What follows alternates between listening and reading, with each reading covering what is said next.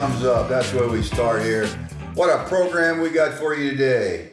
Let me read what I wrote here so I don't mess up like I usually do. On today's program, we have one of softball's greats, Mark Martin. Big Mark. Celebrated figure in slow pitch softball, renowned for his exceptional career, achievements, and leadership in the sports. Now in his 60s, he's accomplished a remarkable list of accolades, including setting record-breaking performances, winning national championships, and earning multiple All-American honors. Mark has been a mentor to young players and a driving force in success with legendary moments and are still being discussed in some circles. And we're going to talk about those legendary moments today. His passions for the game and dedication to his teammates have cemented his legacy as one of the all-time greats in slow pitch softball. But before we get started, just how big a boy are you, Mark? He's a big boy. He's a big boy. Do you know R.D. Mercer, Mark? You know R.D. I know who he is. How big a boy are you then, Mark? Well, I'm 6'4", and depending upon the day of the week, probably somewhere in the 240 range. But my goal is to always stay below an eighth of a ton. An eighth of a ton. Boy, you're going to confuse our audience now. I know they got them calculators out. What's like an eighth of a ton? So, Mark, you're 60 years old. Plus. Oh, you're 65, right? I'll be 67 this year. 67. Yeah. Yeah, good looking 67. You what kind of 70 over ball player would that boy?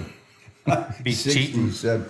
Dude, that's it. Man, I'd be, if I had a 65 team, I'd be crying to get your butt out there.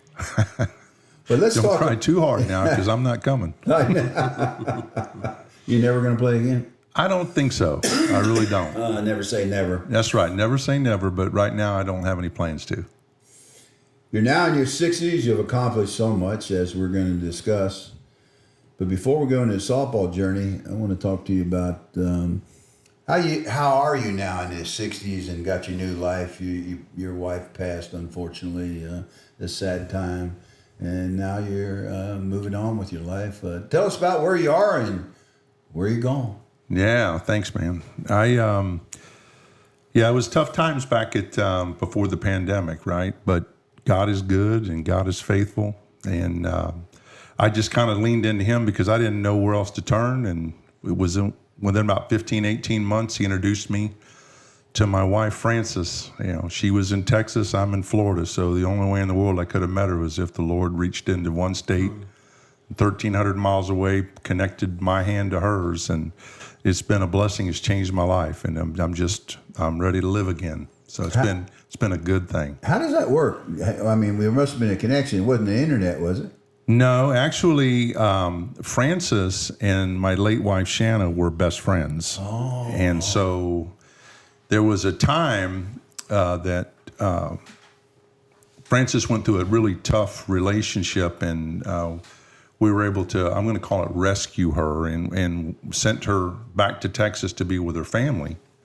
And I would say that the good news about her going back to Texas was she was able to reconnect with her sister and her mother and her father and her stepmother, and just life-changing events from that. So it was really, really good. Plus she stopped dancing, so she's a world-class ballerina.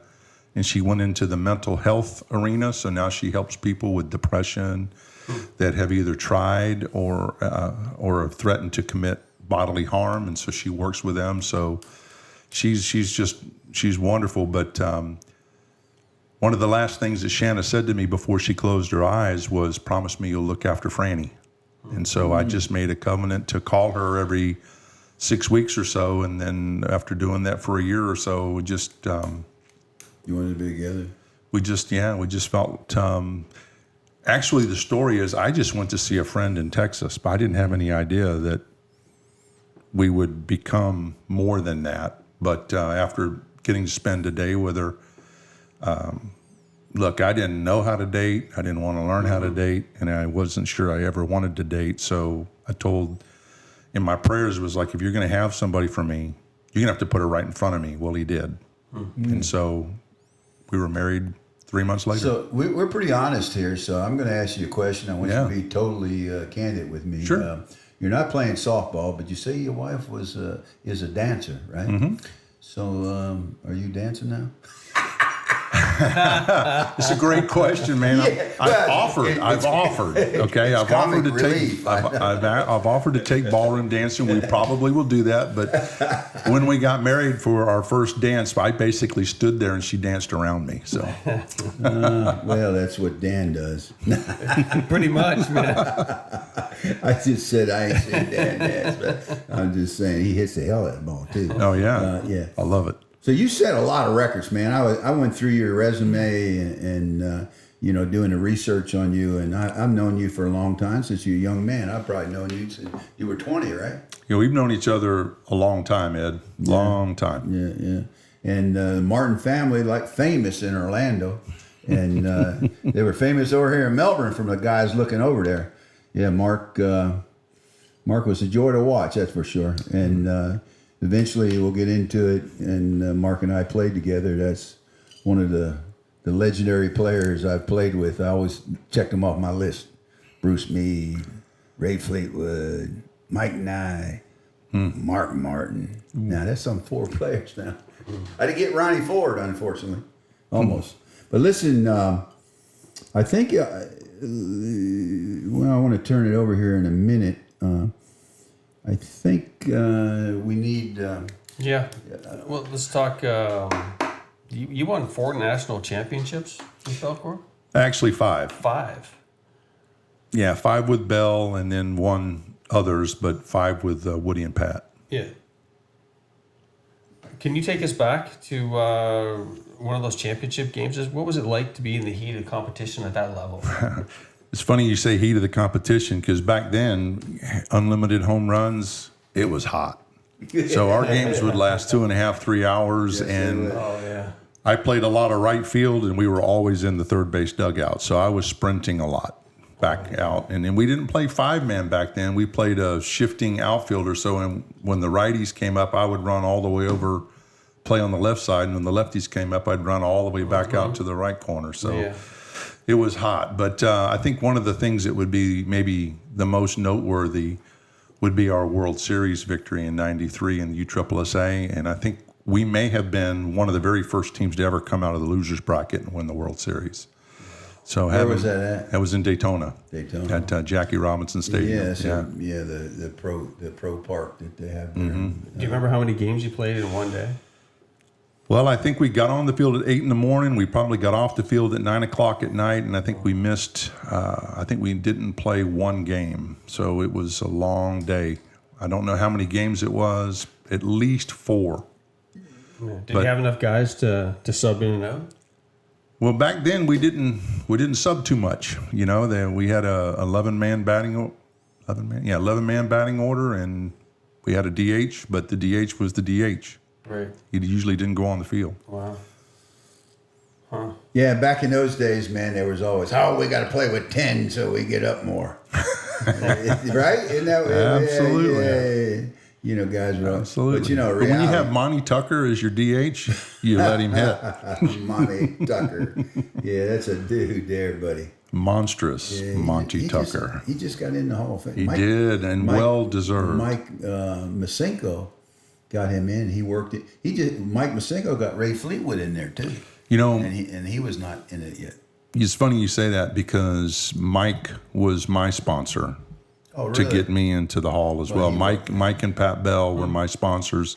Mike is a tremendous ambassador, maybe the greatest ambassador for the game of softball that I've ever known. He's an amazing man.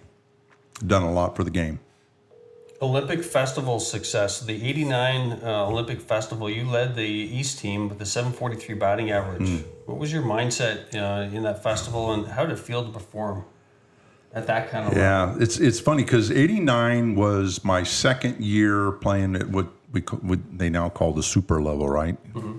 And I had Mike Masenko hit first, Bruce Meade hit second. We had Ted Cox from Steele hit third, and then me. Wow. And I'm looking at those three guys. I didn't know Ted very well, but Perriman was on that team too. he was. Perriman. Terry Perriman was there. Calvin Lingelbach was on that team. Mike Jacobs. Oh, Jacobs was there too? Yeah. That's my dude, Jacobs. Yeah. He talks about himself more than I do. Right? Tell me. Never met a stranger. I know, that's right, dude. He can talk. Never met a man. stranger. He can talk. But for me, looking at Mike Masinko, Bruce Meade, probably two of the greatest hitters of all time, and I'm backing them up. It was an honor to be to be in there with them, and to have a chance to play for the gold medal was an honor too. To be honest with you, man, ain't much difference pitching all three. I mean, I'm to be honest with you. I mean, you know, Bruce and Mike, yeah, they 1 and 2, but you're a younger guy, so you 10 years younger than them boys. So Yeah. in your class, you are in the context of Bruce Meade or Mike Masinko. Well, thanks, Ed, man. Well, it's just the truth, dude. I mean, you hit him. I've been around. You hit him as high and as far as anybody, and we're going to talk more about that. In fact, we were waiting for a call from Big Cat, and I think he was supposed to call at 1:30, and I just looked at my watch, and we started early. Which is unusual. So we expect that Big Mike will be calling in here. Awesome. And because, this was the time we were talking about the festival, and he remembers it like it was yesterday. Yeah, it was so much fun. Yeah. It was. I'll tell you one funny thing about the festival is we're walking through the opening ceremony in our regalia, our warm-up suits. Everybody thought we were coaches. Yeah. Because we were so much older than the participants, right? So they kept saying, "Which sport do you guys coach?" "Oh, we're participants." "You guys are awful old to be participants." So it's kind of fun. Why did they call it Olympics? Like, was it actually? Yeah, it was the Senior Olympics. No, it was called the Olympic Festival. So in that festival, they were going to test men's slow pitch softball and women's fast pitch softball to potentially be an Olympic sport. Oh, no way. And we failed on the first pitch of the first game, I think. But Yeah, Mike was telling me that story. He was telling me some guy went apeshit and spit on the umpire. Who was it? Who was that guy? He told me. Yeah, I probably. It was one of the guys that. It was tough, man. They said just you have to respect umpires, right? So, in slow pitch softball. Who we got? Ed Rose or Mark Martin or Dan? Who is this? Dude, who We you got all wanted three to of be? us, man. Anybody. Well, you got all three of us. We were just talking Big about Mike. you. How you doing, man? You're just talking about me. Absolutely. Oh, I don't know about that. So what's happening? Are we online? Jim? You're online right now. We're just We talking got- about the Olympic festival success you guys had. Yeah, we're talking about the Mark was bringing up the fact that that there was a tryout for the Olympics, and I remember, or a tryout whether they're going to accept it or not. Like you told me yesterday, who was the clown? Who's the clown that ruined that for you? Well, but you're absolutely right. It was a festival. See, that's what they have every year or every other year or whatever, those festivals, and they'll take those teams to the Olympics. Well, because of a couple of guys that had spit on the umpire and smashed the umpire into the fence, we acted like regular softball players, and they said, "No way, Jose." That's right. Yeah. I hate to say it, but that's basically what happened. That's So, pretty much it. Yeah. but me and Mark, we had a great team there. We had we were the actually the what were we the East? Yeah, we were the East team. blue uniforms, Yeah. and the West team beat us for the championship, right, Mark? Yeah, Doug Flynn hit a walk-off, Doug Flynn. 3-run home run in the bottom of the 7th. Wow. Who did? Yeah. Mark Flynn, that little Doug Flynn, Doug yeah. Flynn. I mean, Doug Flynn. Doug Flynn. Yeah. He was Belcore's shortstop at one time. Starpath and Belcourt, yeah. Mm-hmm. Oh yeah, no, Doug had a tremendous baseball career, and then he became a tremendous softball player. Yeah, for sure. Yeah. Hey, Mike Jacobs was on your team, Mark said, and so was Calvin Lingenbach. Remember those guys? Well, I tried to get them. I tried to remember them all, but I couldn't remember them all. But Yeah, I got yes, Jake, Caleb, Mark. Caleb was on there too? No. Calvin. Calvin. No, you meant Calvin. Calvin Lingenbach. He played shortstop for us. Yeah. Yeah, Calvin. You're right. My bad. Terry Perriman was out there. It was a lot of fun. Yeah, Bull Kramer. Oh, the bully. Hey, Mark, you remember them Choctaw Indians? Oh, yes, sir. He told me that. That was so much fun. Hey, Mike, who are those guys? What are you talking about? Choctaw Indians. They were called. There are three of them. They're the Murphy brothers. From The Murphy Oklahoma. brothers, yeah. And they could play. They could play. They They sure said they could. were Choctaw Indians, right? That's right. Full-blooded Choctaw Indians, And yeah. they were real dark. I mean, They were really good players. Yeah, they were really good. They were really good players, and yes, they was as dark as you could possibly be. Let's put it that way. Okay. They was as black as you could be, and I said, "You're Choctaw Indian." you have and to then send me Jerome- some pictures. You got any pictures of those guys? I'm sure I can find one because Jerome told me about him, and I know that Jerome knew everybody, and I know Jerome. I think pretty sure took some pictures of those boys for sure because he would. When Jerome would like to put he'd get a team together. He said, I can get them Choctaw Indians out of Oklahoma. That's funny. I'd forgotten about them, Mike, till you mentioned them. Hey, and Terry Perry, who was our player coach, right? Oh, yeah. Terry, TP, awesome. He was so good. Terry, and then Randy Garreau was our manager. Yep. And you know how they separated those, the 16 teams from the ASA the year before, or was it that year? No, it was the year before that you got those teams picked. The 16 teams, Mark, they split them apart 4-4-4-4. Right. And the South, they had all the players with Roberson and Plant and Crusher and Stuffin. Oh, yeah, They were supposed to kill us. And we beat them the first game. I think we ruled them. Yeah, I remember that. That was so much fun. Yes, it was. Hey, Mike. And we hit Sorry to interrupt, but you're one of the most legendary players in softball history, and here we are talking to Mark. From your perspective, how did you see Mark as a player? Oh, Mark was a tremendous ball player. Mark was as good as they come. Mark was top of the heap, man. Mark was power hitter, base hitter, defensive, team leader. He can do it all. He said he was good looking too. Do you agree with that? Yeah, he is a pretty good looking guy. Wow. Black hair, kind of look like you got that, what's his name? Gregory Peck look like, or, one of them. It ain't so dark anymore, dude. It's got a No, lot of it's, gray running. yeah, in it, there's so. more than a little. That gray somewhere. Does he, Mark, you still got your whole head of hair, right? I have a little bit of hair. Yes, sir, I do.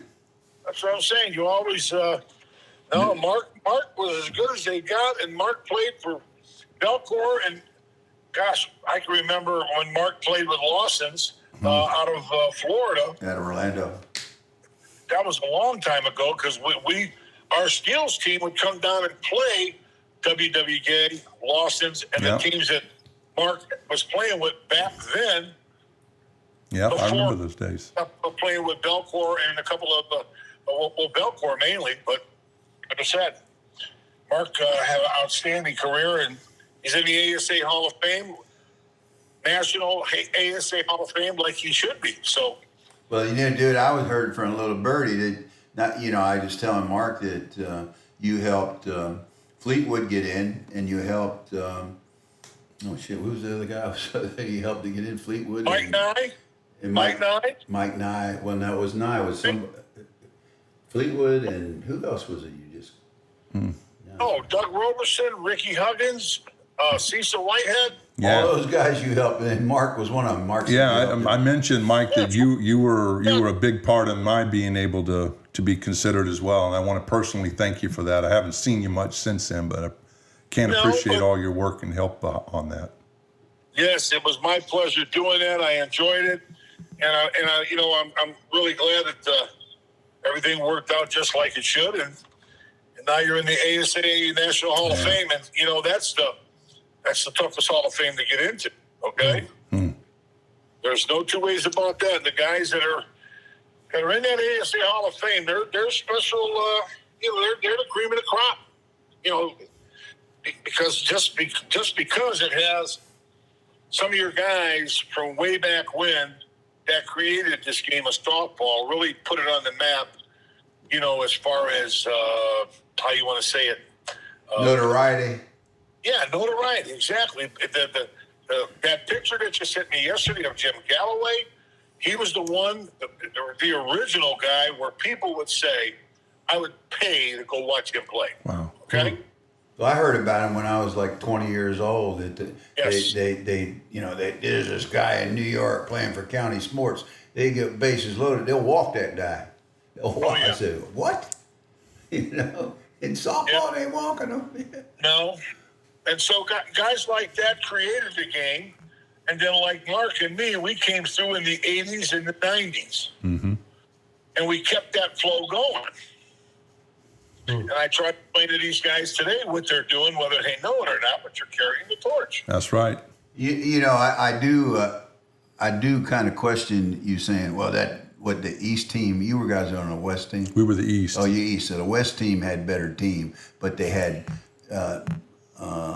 Nye leading off. Who led off? You said Nye, then For us? Yeah. For Mike led off for us. Oh, Mike led off for you. And Then Bruce. Then Bruce, and then who? I think it was Ted Cox. Ted Cox. Then you. Yeah. Yeah, that sounds pretty damn weak. The top four hitters. Good Lord, man. So, I mean, we were our best hitters, and so we put the best hitters up there so you can get them up there again. That's right. that's the way you do it, man. That's the way that's the way they. Well, you had pyramid. All the guys you're talking about, Mike Jacobs. That's a hell of a player, dude. He belongs up there with. He may not hit the home runs, but that guy could hit anywhere he wanted. Yes, he does, because he played with Warren Motors when they were in 94 and 2. And I saw him the next year. He went with Howard's, and he played in Cleveland with Howard's in 1977. Ask him, well, he's not there. But he played with in 1977 Jacobs. And Jacobs, like I said, he was a phenomenal ball player. Power, base hitting. But the wild part about him was his defense. Oh, he's great. He's He freaking can great. climb anything and catch. Yeah. Oh, yeah. Okay? Oh, yeah. Look, when he played on my 40s team in the 40 and over world, he played. Oh, yeah. 5. He'd come up to me, and the rules of the home run. You hit a home run, you're a home run hitter. And so he'd come up and say, "Do you want me to hit it out or keep it in?" And I tell him, and I thought it was like bullshit, to be honest with you, but I swear to God, he never made a mistake. And when he hit it out, if he said he's gonna hit it out, he hit it out. Oh, yeah, no. Mike was a professional, baby. First time I saw him in 77, I said to myself, who is this guy? And he probably told you to give him a second or two. No, I was watching from the other field in the stands. I'm watching him on the other diamond with Howard's that night, and I says, wow, this guy he's their best player. Meanwhile, here comes Crusher and Stan Harvey and stuff, and I'm saying Mike Jacobs is their best player, right? Yeah. But he was right there with him. I mean, it was all part of the job. And, our team in Oklahoma, like I said, we got beat by the West, and we had beat the South, and the South had all the players, and I can't remember who was on the North team, but they were all quality players because they were all part of the ASA That's right. the year before. So, Well, listen, Mike, we're going to have to get on. I just wanted you to call and talk to Mark. You guys hadn't talked in a while. It's good to hear your voice, big We got to man. get back to the big dog here. Mark, it really is cool to get to talk to you here with Ed Rose and Dan and their program. They got a good thing going here with Yeah. the dugout. So they're supposed to send you like a $15,000 check this week for doing this. I appreciate that. Thanks for negotiating that for me. Ed said 20, but I guess he can go down to 15. Is that all you wanted? 15 the last time? Well, 5 goes to Mike. Oh, I got you. Okay. But Yeah, well. it's a pleasure, you guys, talking with you. Okay. Yeah. Same Take here, care, man. brother. Thanks, Mike. Take care, Bye-bye. Mike. Good. Guys, have a great day. Yeah. Bye-bye. How cool is that? Yeah, he's cool guy. I got to tell you, you know Gary Deaton, right? Oh, yeah. And you know Mike Jacobs. Oh, yeah. They were playing for me in Washington. We were in, I think we were in the 50s at that time. I sent Gary to pick up Mike Jacobs at the airport. That was a mistake, my friend. Well, I don't know you these guys. So I was a Well, mistake. here's Gary Deaton is a talker and loves himself. Oh, Talks about himself more than I ever thought about doing. And Mike Jacobs, he loves himself too. Both of them are good, but now they by the time that ride was over, they weren't much of friends. I never want to ride with that. Both of them said, I never want to ride with that guy again. That's funny. And then they got in some kind of squabble because Gary wanted to smoke a cigar in the van. And Mike would not get in the van with, son of a dude. Let's get back to my boy here. Those two guys, it's funny. And we'll, if you come up with any other guys that, stories about guys, stuff like that, that's kind of interesting. Sure. Before we get on to the next section, there was a certain miniature home run that you hit that was 535 feet long in Las Vegas. What the heck? What happened, man? All I can tell you is I swung. It's 535. And I hit it, and I just and probably can tell you this. I never watch them. When you hit it, you just turn around and go sit down, right? Yeah. Yeah, well, So- it takes a... So I hit it, and I took a couple of steps, turned, and came back to the dugout. And when I got to the dugout, Kurt Hollis grabbed me and said, "Did you see where that ball landed?" And I said, "No. Why?" He said, "You didn't see where that ball landed?" And I said, "Where did it land?" And he said, "See that tree out there?" I said, "Yeah." He said, "Went over that tree." I said, "Wow." And I went and sat down. The next thing I know, they got people running out there and measuring That was things. in Lorenzo, No way. that was in a Lorenzo Park in Vegas, right? Somewhere in Vegas. Well, yeah, I think I was there that day. But listen, I got a huge problem with that, and I put a video out on this same subject because I have you, and it's on one of our videos. Yeah, when we were with Hollis in Clearwater. I remember that one. Yeah, well, listen, there was another guy talking about somebody else. I forget the guy's name. He said, "Yeah, this guy hit 535, the longest ball ever," not mentioning you. I thought it was you, but this was some other guy. And it was on the same park that you hit yours, and he was describing how you hit yours.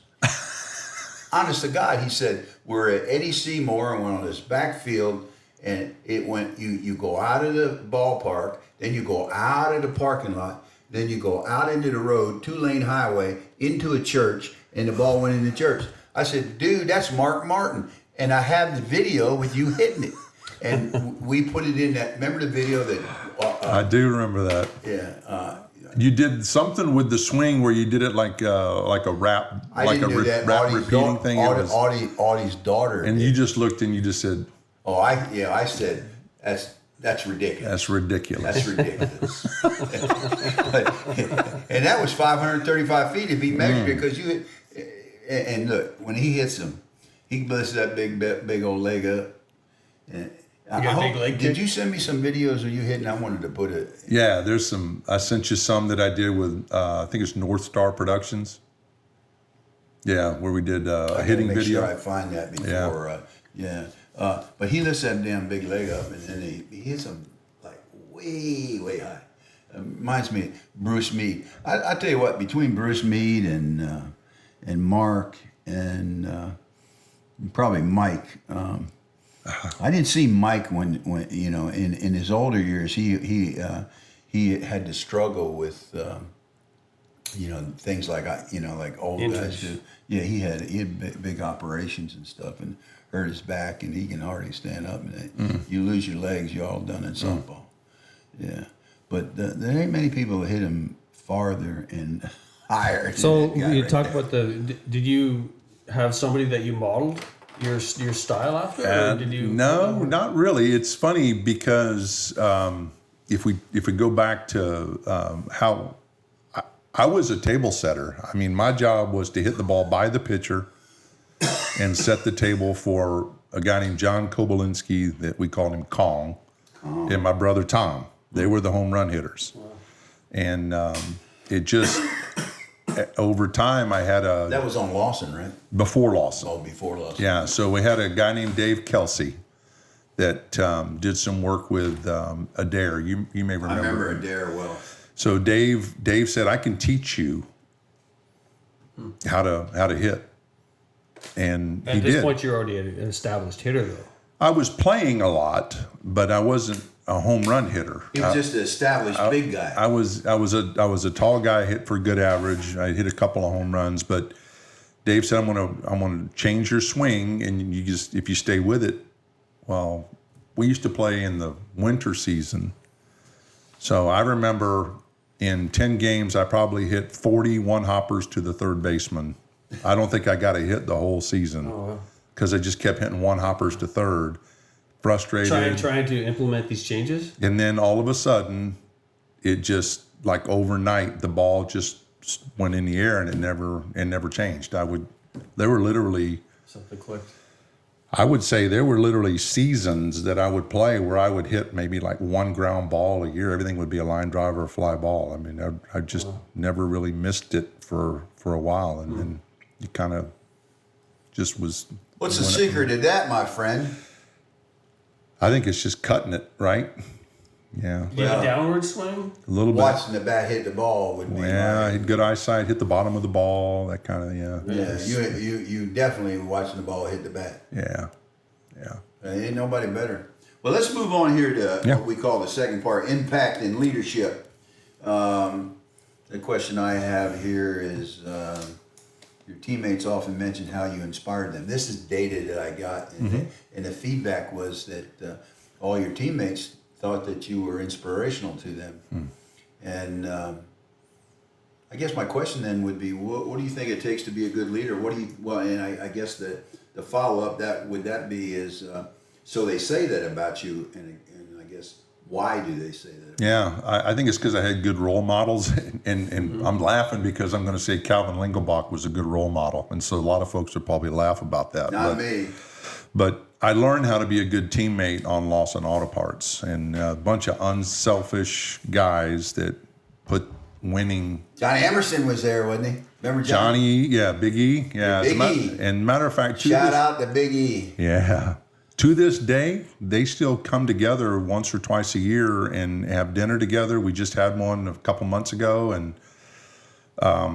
it's just a great bunch of guys. They've maintained their fellowship for all these years, and it's just I learned how to be a good teammate. So what qualities though? To play the game right, you take a 2. Back then it was a 4-3 count, so you don't swing a 3-0. You take a 2-0. You put being on base ahead of making an out. So you take a walk. If a walk is there, you take it. You just play the game. You take the outs as you get them. Don't give away any outs. Don't make any errors. Throw to the right base. Encourage each other. Don't tear anybody down, but be there as an encouragement. I'll tell a little story. I took Tommy Russell's place. So remember, Lawson won the national title in '82, and I took his place halfway through '83, and he didn't sulk. He didn't quit. He stayed, and he 100% the rest of the year. And you know what? In the bottom of the 7th in Waterloo, Iowa, he got to pinch hit for Johnny Emerson, and he hit the walk-off home run to win the title. Wow. And we were so happy for Tommy because we won, right? But also because it was him. Yeah. And he persevered through all of that, and rather than sulk, he stayed right there. That's how you learn to be a good teammate. Yeah, well, seeing people like that. He was a sponsor. He wanted to win more than he wanted to. Tommy? Yeah. That was Larry Lawson. Oh, Larry. It wasn't Tommy. Okay. Yeah. Yeah, I had a freaky question. I forgot what it was. You wouldn't have forgot that 10 years ago. It was about, right. It was about Calvin. I wanted to make a comment about Calvin. When he played with me, I think it was in the 50s. He came and he was such a great guy. It was so much fun on the field, and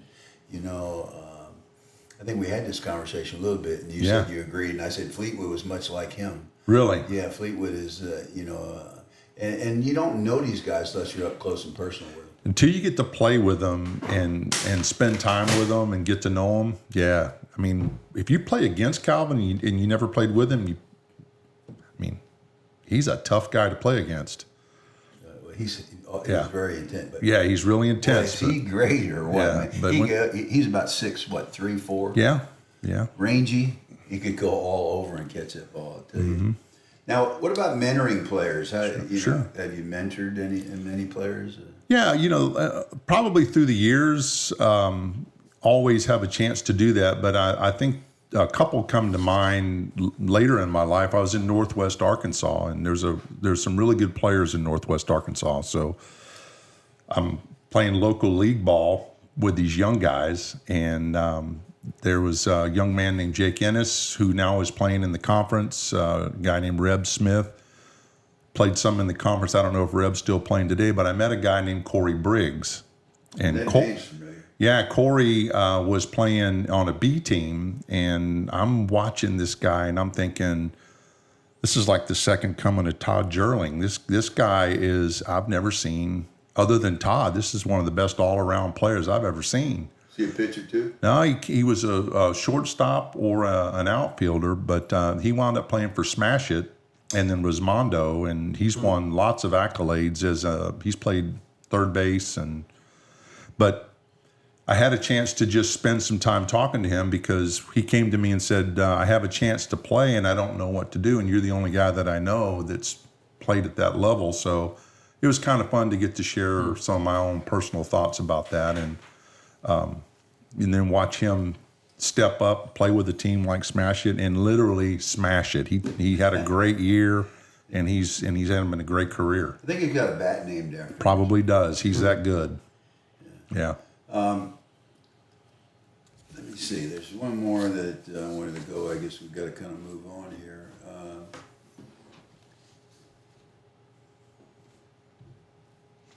Are there guys, and we just talked about Calvin, and we talked about, are there any other guys that we haven't talked about that really will always resonate in your softball career? You'll always remember those guys? Yeah. So besides me. Besides you, well, yeah, you're a hard act to follow, Ed. But I just didn't want you to know. Yeah, probably in my earlier days, I would say, guys like Danny Williams, just an intense competitor, and he's controversial in some ways because of some things that may have happened later in his career. But for me, just a good friend, and we hit it off in a lot of mutual respect. Guys like Todd Jerling, Doug Roberson, two of the best players that I've ever. I never played with Doug, always against him, but Todd, these guys are just tremendous players. Calvin, great athlete, great player. Dan Shuck, Jeff Arnold, Monty Tucker, just Kim Seaman, just wonderful guys that friends to this day. Like Jeff Arnold and I, we talk a couple times a year. It doesn't sound like much, but we stay in touch. Let the audience be well aware that Mark's an easy guy to be friends with. He's really got one of those. It's pretty cool special, demeanor. Special. Like a Bruce Meade. Now, Bruce Meade, one of the things about him, why he's so good, that guy's the nicest guy in the world. Wow. I don't know Bruce very well, but I hope to get the chance to spend some time with him. He's always somebody I looked up to. Yeah. That was really my dream, playing with him, and really playing with you too. Well, it's funny. And then later on, it's like a second career, right? So I had you and Audie and Kurt Hollis and my brother from another mother with the same Heavenly Father, Horace Jefferson. There's a guy you don't forget either, man. That's right. Yeah. So just great guys. Yeah. Friends for life. So Dano, let's go ahead and move it on to section 3. Yeah, some personal stories. Let's go back to the beginning of your softball career. Did you start out as a baseball player, and then what were you involved in as a kid, and then how did you end up being Mark Martin, the All-Star Hall of Fame guy? So there's 4 of us in the Martin family, 5.5 years apart. My brother Tom pitched his way through college. My brother Jeff led the Metro in home runs. My brother Bob played football, baseball. They all were all-stars in Little League. Not me. No way. I stopped playing at 15, never made an all-star team, never was on a winning team, and pretty much worked because I had to have a car. So my brothers, I would watch them, I'd help them, I would do what I could with them, right? But as a matter of fact, when I first started playing softball, my brother Tom asked me to play against the wishes of his buddies because he's not that good. And Tom said, well, you got to give him a chance. And I wasn't. I was terrible. You know, I'd swing and miss, batted left-handed for a season because I couldn't hit it right-handed, and just loved the game. So I worked at it and I practiced and I hit softballs and began to get better. And How old were you when you started to probably embrace 20, softball? probably 20. Yeah. Yeah. Played with a little church team called Prince of Peace. We had 20 guys. So the first 10 guys played the first 4 innings, and the next 10 guys played the last 3 innings, and then the next game we rotated. So Church league ball, you gotta love it. that's right. That's my start. Yeah. Well, man, you started slow, but you finished strong. You sure did. You sure did. Throughout your career, I mean, other than hitting the 535-foot home run, give us maybe a couple of snippets of memories that are just crystal clear that you'll never forget.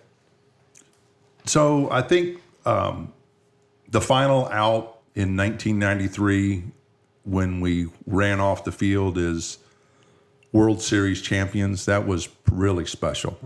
And then the next year, and we struggled with the team called Riches, which Superior? we struggled with them. They were better than us, but we got to finally in '94 we beat them in Marysville for the ASA Super, and that was pretty special. But because we didn't beat them very often, so Give us the name of the Belcourt, right? Belcourt, Belcourt team that year.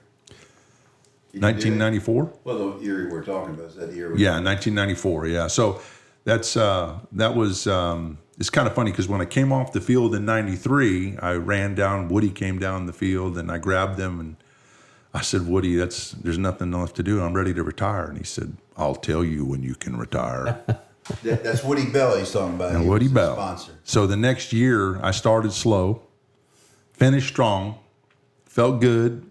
He called me into his room and said, it's time for you to retire. And I said, I'm not ready. He said, we're going to go a younger player.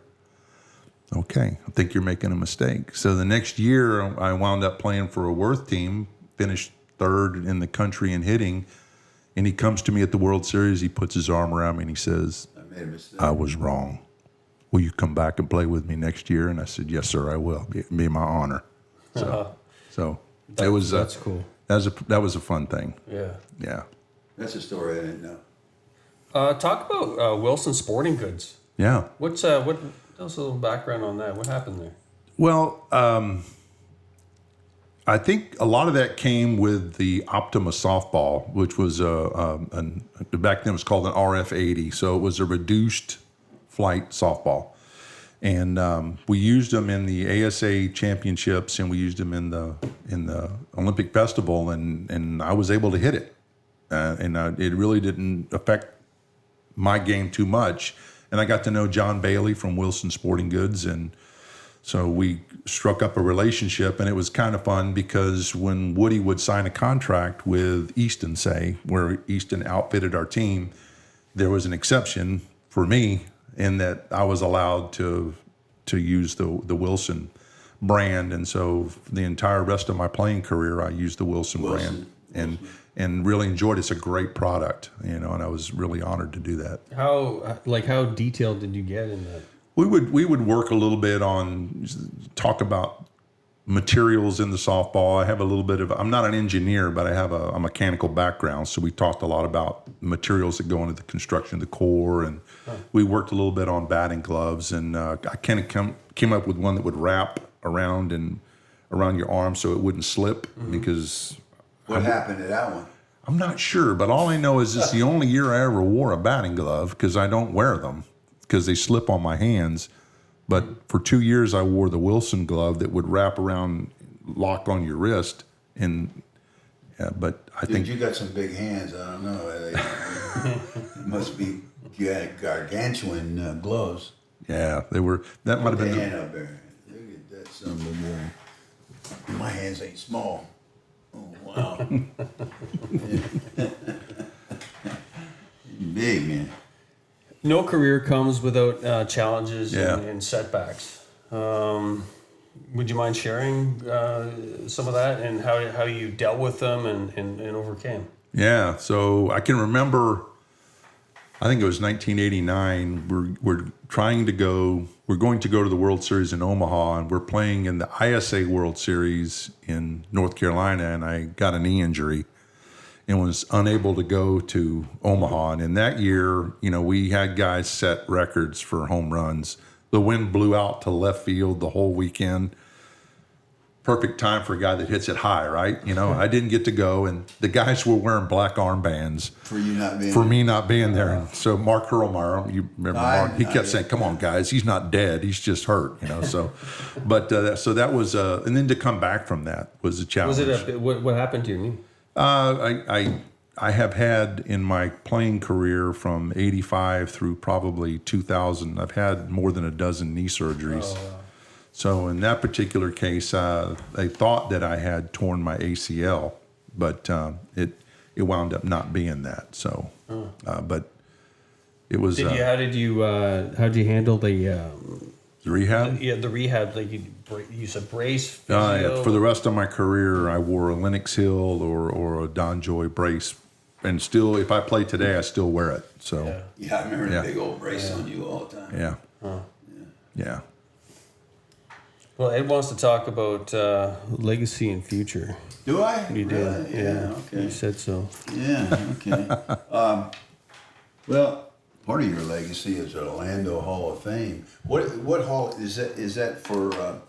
What is it's called the Orlando Hall of Fame, but it's for softball or all athletes or? Yeah, so they have an Orlando Amateur Athletic Union, and so they would honor an amateur athlete of the year. And I think either Calvin or I or John McGraw won it every year for so long that I think they just disbanded it after that. So, but John McGraw, now there's a good player too. He was on that Lawson team too. oh yeah, Big John. We played together for a while, and the older he got, the better he got. Yeah. and the more he Johnny didn't Mac. want to play. Yep. But the Orlando Hall of Honor or Ring of Honor was something that I'm not even sure if it's still in existence or not, because back then it was Leo Miller and guys like that ran the Lee McElroy that ran the Orlando I know Metro. those names, I can't place and the the face. Metro kind of disbanded, and the game changed a lot, right? So used to you played with one team all year, and now you can play with as many teams as you want. So there's lots of differences in the way that the game's done now. Look, part of our mission here at the Dugout is to secure or not secure, but document the history of slow pitch softball. And I think we're doing a good job of it. But in the context of what we'd like you to share with us is, you remember the game when we started is a lot different. You brought up the fact that Lawson is meeting every so often and bringing the guys back. Well, over here, Canaveral Seafood and the Longhorns do similar things. And because they were so connected together, they go up to Cocoa Beach and they have an outing, once every 5 years. I think up in Daytona, the boys in Daytona, Eddie Sipes, well, Eddie's passed now, Yeah. God forbid, but I forget little shortstop. What's his name? You know what, Campbell? No, Campbell. Yeah, Mark Campbell. Yeah, what's his name? Soupy. We call him Soup, yeah. Yeah, Soup. Of course. Yeah, Soup and Roberts and those guys. They all get together. The whole point was that back then they do that, but I don't see that much now. Now I think the seniors are more into that camaraderie and the buddyship. So what do you see from softball of yesteryear to softball of today? Yeah, so when I first started, it was you had to live in the area that the team you played for, right? So you had to earn your way out of your region, your metro, your region, and so on. Now you have national teams where you have people from anywhere and everywhere. And I remember our second year with Bell, we had people from California, we had people from Texas, we had people from Pittsburgh, Florida, we had people from everywhere. And it's hard to get together other than on a weekend and play. And then you leave, so you don't have a chance to connect during the week. You have 15 weekends together, really. And I think even some of in the senior ball, in the half century anyway, you get a chance to hit during the week with friends, and you get a chance to build relationships. But even the senior ball is limited to a state or two away, right, Ed? I don't know. Yeah, you can come from a connecting state. Yeah, so at least actually, no, I take that back. You can come from anywhere in a snowbird. Okay. But they come down here and they stay half the year because Florida is half snowbird. Sure. So I think you got something there. Is that back in that day we were all from the same community, just about. Yeah. Yep. And really big change. Really big change. You told me to stop saying but it never happens every once in a while. But what for guys starting out in the game? I don't know. In today's world, this is kind of a typical question we have. What would you recommend to guys? I think it's best that what do you recommend from the guys transitioning to young guys softball to senior softball? I think it might be a better. And I can only from my own experience, right? So for me, it was more about being with the men on the field rather than winning the game. Now, always tried to win, always wanted to compete, but it was more about the camaraderie, the getting to know the people on your team, getting to know the people you're playing against, a lot more openness and willingness to share about what's going on in your lives, and I think we're more towards the end of our lives rather than the early part of our lives. So I think you're pretty much right on that one, buddy. You don't have to be Nostradamus to figure that out. Yeah, well, I have a keen sense of the obvious, So. Got a PhD in it. Yeah, but I think at the end of the day, that for me was the big thing about in the senior ball was the being able to play competitively, but not take it as seriously as I did when I was younger, when you had to win, you had to perform at a high level, or you weren't there the next week or the next year. Yeah, so. And you guys are getting compensated too, so it's fun, and then you're making some money doing it, so it's hard. Now you get into softball and senior ball, it's more camaraderie. Yeah, it's so much fun. I really, really have enjoyed every minute. The only thing that gets me about senior ball is I don't remember being that sore when I was younger. That's why they make the CBD, man. So, Mark, how do you want to be remembered, my friend? What's your legacy? What impact do you think you had on the game? From your own personal point of view, we have our point of view that we shared, and we've written it up in the biography of the video we're putting out. But you're a great player. We all know that. But what is it in your heart that you want to leave and be remembered? Well, I think for me that I'd be somebody that was approachable, that you could come to and have a meaningful conversation with about life, ask for prayer, just somebody that you could be, a life mate rather than just a teammate on the ball field. If somebody would consider me to be a friend, somebody they could count on, that would be a worthwhile legacy for me. Yeah. The softball stuff, it kind of helps set the table because it gives you access maybe to having a conversation with somebody that you may not have if we didn't have that connection. That's true. But it's all about life. It's about, there's a lot more going on than what happens between those lines. Yeah. Well, let's look at it this way. I'm sure when I was younger, we didn't interact a lot as competitors. We did. You may have had one view of me, but then when we played together with Hollis, I would hope you developed a view. Totally different perspective. I'd say you and Calvin were a lot alike in that if you only play against you, you're going to have a totally different perception than if you were teammates with that person. You're just like they're two different people. So I love the fact we got a chance to play together for so long and share life together. It's been a lot of fun. It's been all my pleasure, my man, all my pleasure. Yeah, no, it's two-way street, pal. Dan, let's take this home, man. Yeah, speaking of legacy, you definitely have a great one, Marcus, for sure.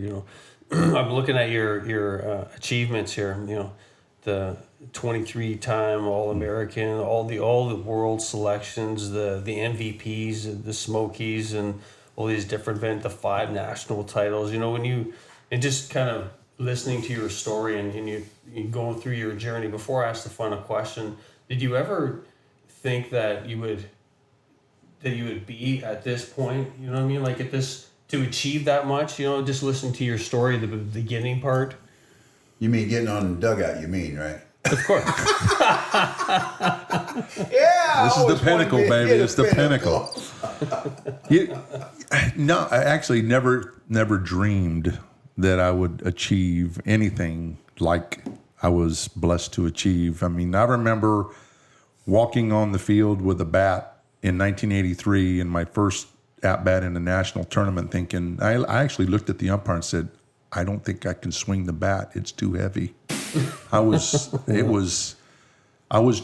It was it was 38 ounces back then. Wasn't 38 ounce bat, and I remember thinking it was a telephone pole in my hands, right? So, and then it's just the game has just been a blessing for me personally, for the people that I've had a chance to meet and interact with over the years. I mean, if I didn't know Audie Hollis, I wouldn't have met Ansley, who is my son Scott's wife. And I was actually able to introduce the two of them together. So, I mean, the game has been more than a game. It's been part of my life. So, Well, if I can interject one thing that we didn't bring up much is Mark is truly a Christian man and believes his values and lives his values. And he was able to spread the word a little more in the softball world, right? yeah, absolutely. Yeah, it's... not only when I was younger, but especially in the 40s, 50s, just a chance to just pray with people and get to know them and have folks that would be comfortable enough that they would come and ask for help and just have an opportunity to bring the power of the Holy Spirit in that relationship. Yeah, that's a huge opportunity. Yeah, God is good all the time. Yeah. Well, our channel is focused obviously on softball, and a lot of our guys are just looking to be better than they were. It's an ever improving game. What are the Mark Martin 3 keys to success in softball? Watch the Ed Rose Art of Hitting video. Oh man, that's the best thing I've heard. Holy America, I didn't even pay for that.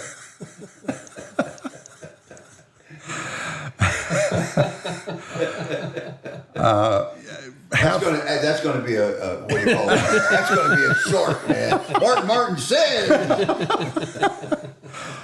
But you could do a lot worse than that, Ed. I mean, you've got years and years of experience with that, and you've been taking the time to put it out there for folks. So thank you for doing that. But I would say have fun. Do it because you enjoy it and love it. And then for me, it was just go and hit 300, 400 balls a day till you just figure it out, and then don't get discouraged. And when you're hitting a lot, you're going to hit a lot of bad balls, and it's just going to happen. But don't get discouraged. Just try to get yourself into a groove. Right on. Mark, it's been an absolute pleasure to meet you, my brother. You're a rock Great star. to see you man. too, man. Thank you very much. Ooh, could do this one. Yeah. Hey. Well, boys, and this is still running, which is. Hey, that was good, dude. That was good. I You were hope good. it was. Yeah, man. It's hot in here.